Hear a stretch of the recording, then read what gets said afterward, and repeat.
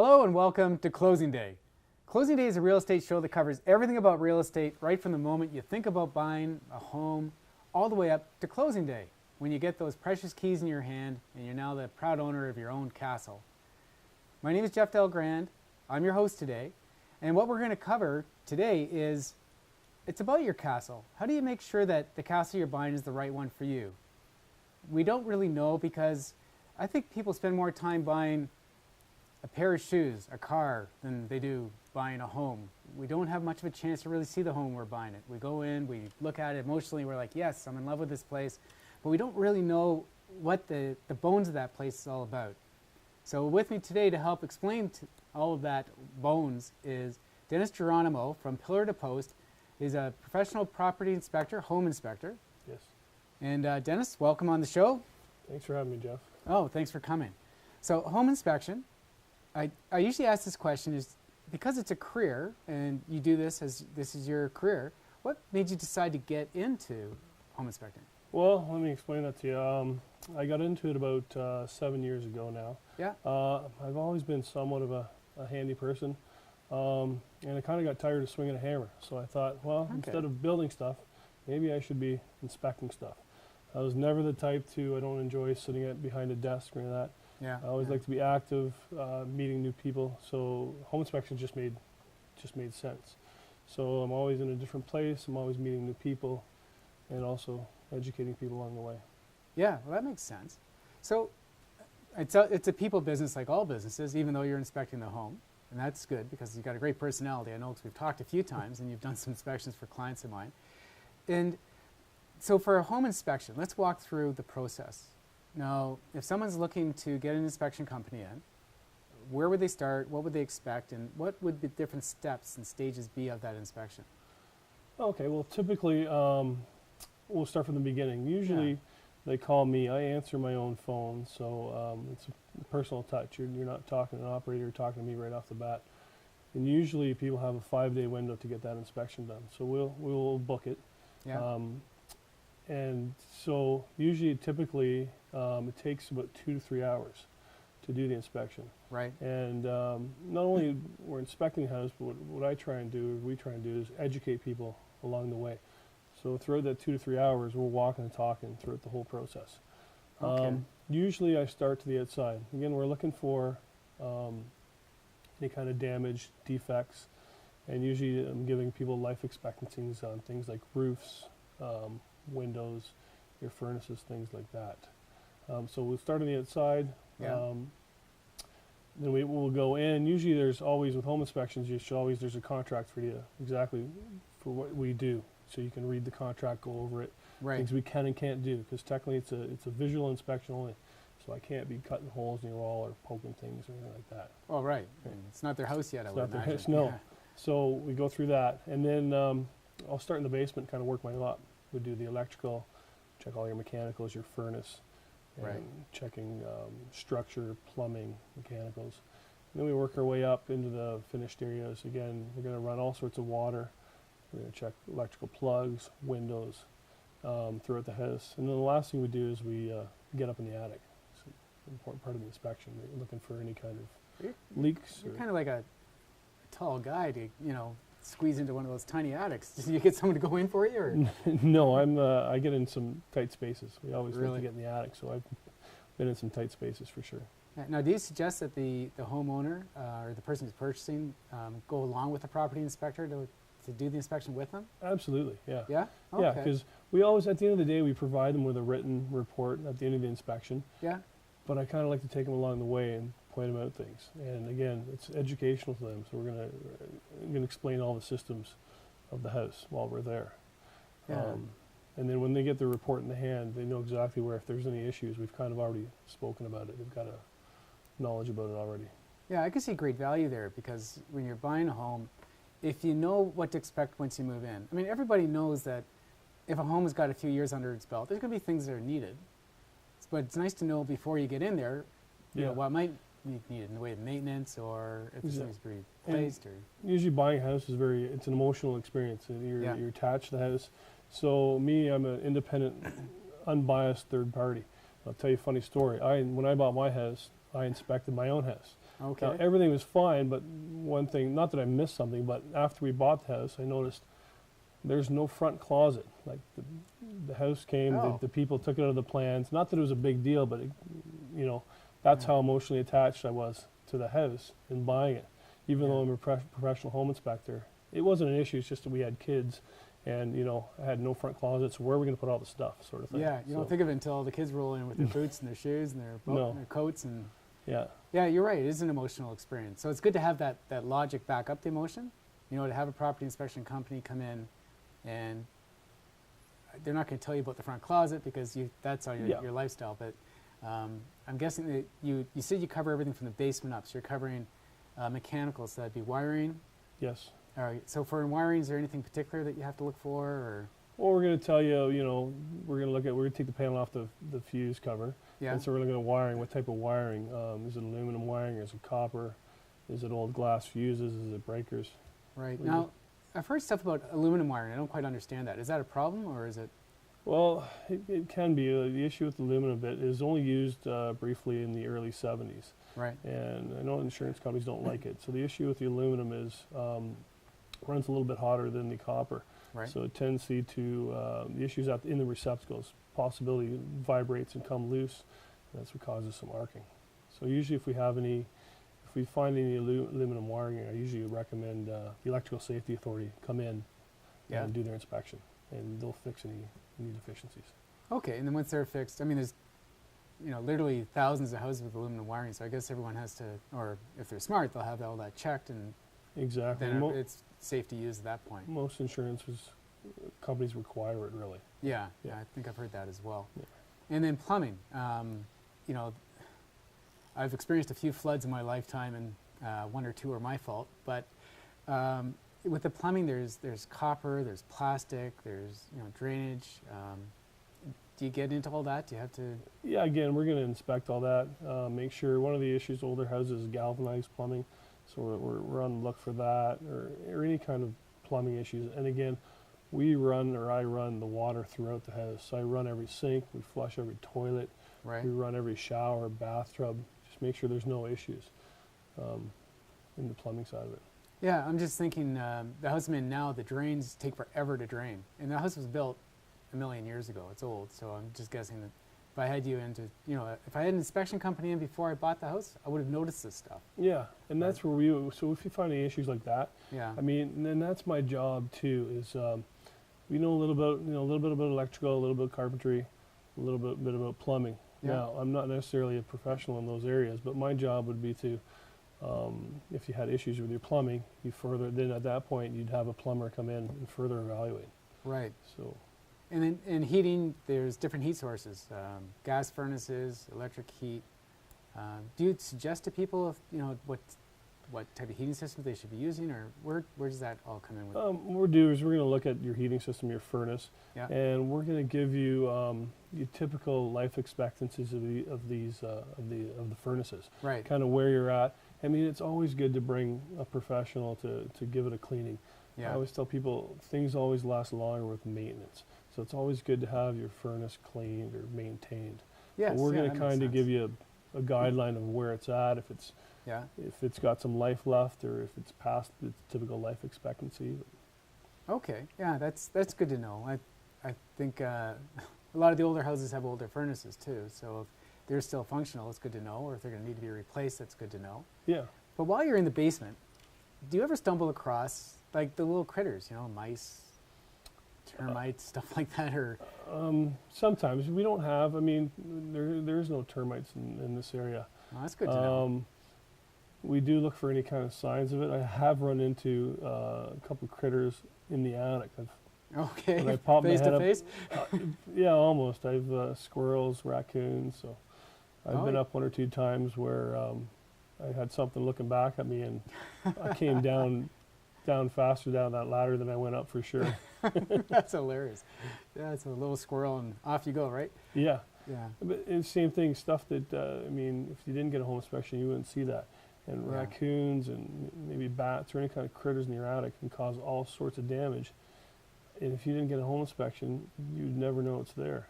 So you could run into really an expensive Yeah, cost or repairs or not knowing it was there. that's a good point. So as you're moving through the house, you're getting, let's say, up into the kitchen. Do you look at the appliances as well, or do you? Yeah, of course. I'm gonna run them all. I'm gonna turn the stove on, the dishwasher. I mean, we're not gonna guarantee anything as far as appliances go, but Just make sure things are functional. functional, no leaks, things like that. Yeah, so when someone's hiring a home inspection company, they're hopefully going to have all these things covered. So we've gone through all the basement stuff, the main level. Now you were talking about the attic. So we're getting up into the attic. What do you look for in an attic? I know everyone wants insulation, but is there other stuff that we have to look for? Yeah, exactly. We're gonna look for, again, if there's any leaks, active leaks, past leaks. I'm gonna tell you how much, if you have enough insulation. We'll take a measurement of the insulation. Okay. There's some older homes, again, that insulation, that it's called vermiculite. Vermiculite has the possibility to contain asbestos. Oh, So, really? and then and again, you want to know. So if we run into that case, we would take a sample, we'd send it off to the lab, let you know whether it has asbestos or not. Okay, and do you give people advice on the best type of insulation, or just how good their type of insulation in that house would? Usually we just if you have enough insulation or what, again, for efficiency and things like that, just how much insulation you have or how much you require. Sometimes if it's a little low, we tell them to maybe top up their insulation. Right. Again, you're going to be more efficient and stuff. Yeah, I guess you get long-term benefits from insulation, obviously cost-wise and helping Yeah. the environment. Exactly. Windows as well, do you get into that? And Yeah, we're going to, I mean, you got the old wood windows, yeah, and they're not going to be as efficient as your new vinyl windows and stuff like that, but yeah. oh, I didn't realize that. Yeah. So vinyl is the vinyl is better than wood, or is it just the panes that glass are using? Just the newer windows are obviously going to be more efficient than the Yeah, older ones. that makes sense. Yeah. So and then you get around to the outside of the house, and you're looking at the roof and. Yeah, exactly. We usually start on the outside looking for any kind of damage. And another big thing is like landscaping. You want to make sure all your landscaping goes away from the house so you don't run into like possible leak issues and stuff like that. That's good advice. Yeah. Yes, yeah. I've stumbled across that personally myself, and yeah, if I had known that, it would have saved me a lot of grief. Yeah, and it can Yeah. be, sometimes it's an easy fix, right? You always want your grading away from your house, not towards your house. Okay. And simple things, I mean, it might not happen today, but down the road, yeah, you can definitely run into Yeah, a leak if you don't have proper grading. well, that's good. Downspouts away from your house, things like that. All right, so we're going to take a break. When we come back and ask you some questions about maybe the biggest house you've ever done, what castle, maybe the smallest house. But we'll come back in just a few minutes, and we'll see you shortly. Okay. Yeah, that was good. Cool.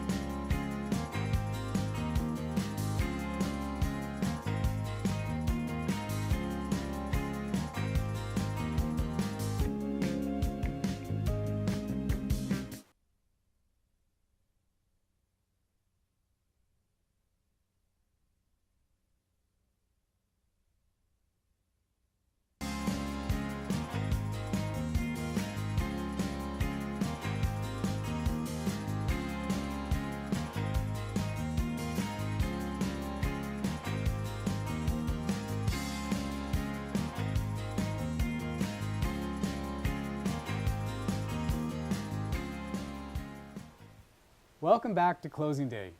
I'm Jeff Delgrand, your host, and today I have with me Dennis Jeronimo from Pillar to Post, and we're talking about home inspections. Now, in the first half of the show, we talked about the mechanics of a home inspection, the meat of the home inspection. Now, I guess the question I've got for you is, when should somebody consider getting a home inspection done? I mean, everybody should consider getting a home inspection done. Usually what I relate it to is in Ontario, I always tell people when you buy a used car, Yeah, you have to take it for a safety, that's true. right? Yeah, Yet, when you make the biggest investment of your life, there's no rules. You don't have to get it inspected or looked at. You can just, it's a bit You're not mind-boggling. protected, are you? No, not at all. Not at all.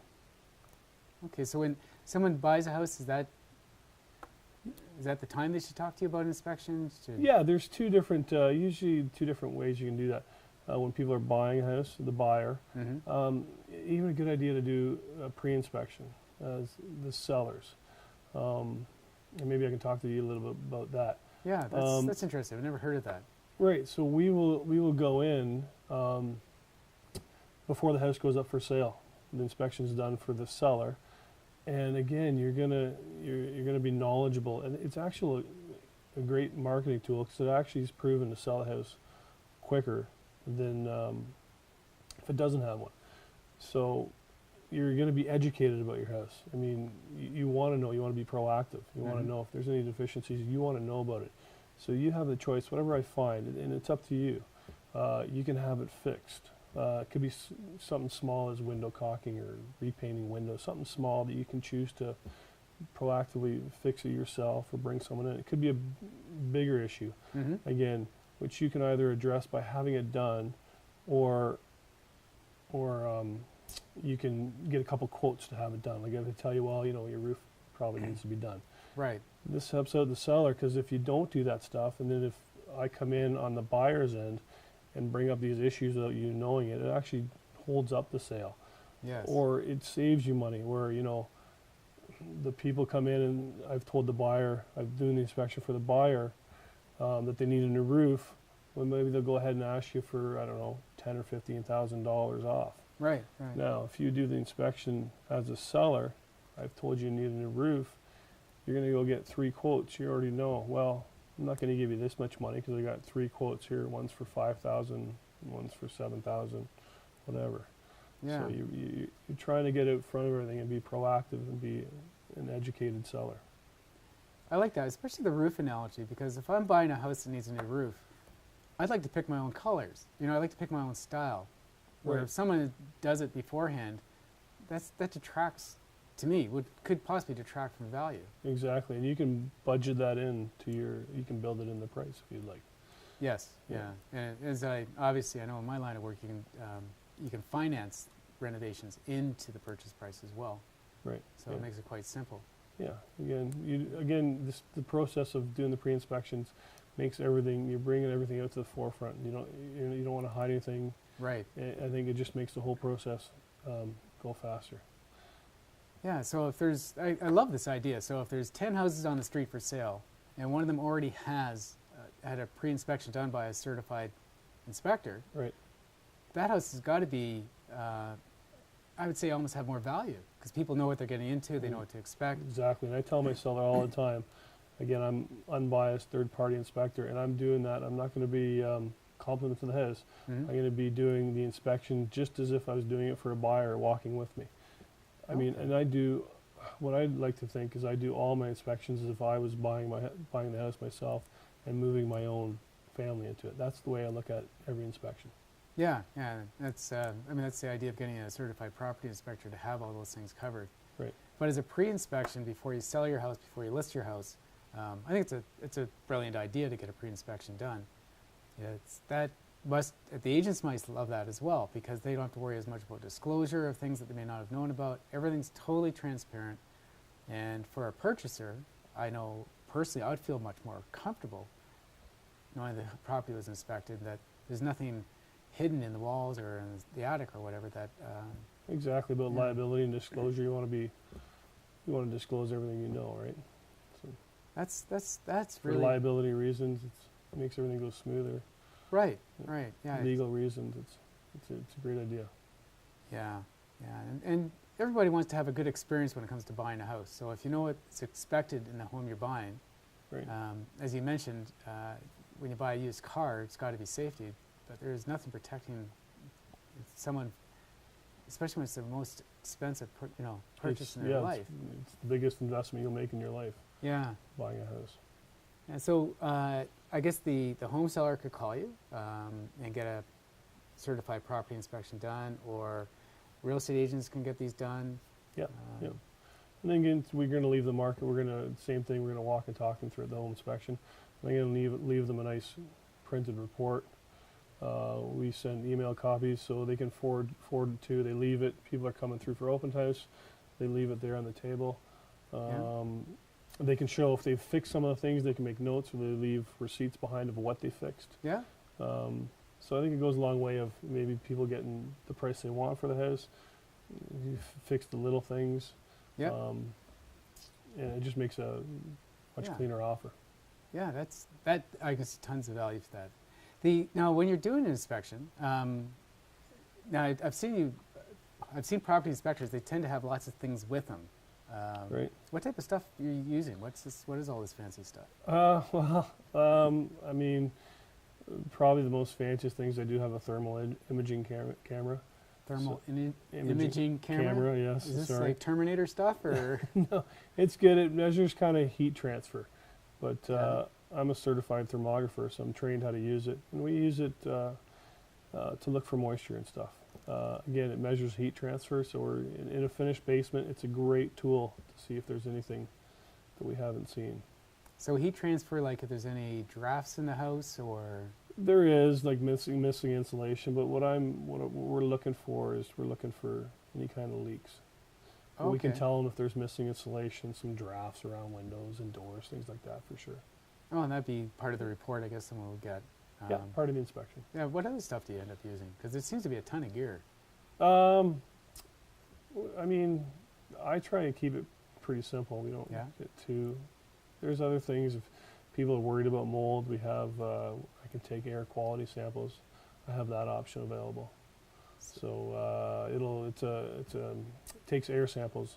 Oh, really? And then so if people are concerned about mold, we take like an air sample from the house. We take one outside. It gives me a control because there is mold everywhere. Oh. And then it'll count the mold spores. And then we do a couple samples in the house, and it's going to tell me how many spores you have and what type of mold it is and health risks associated with it if people are concerned about mold.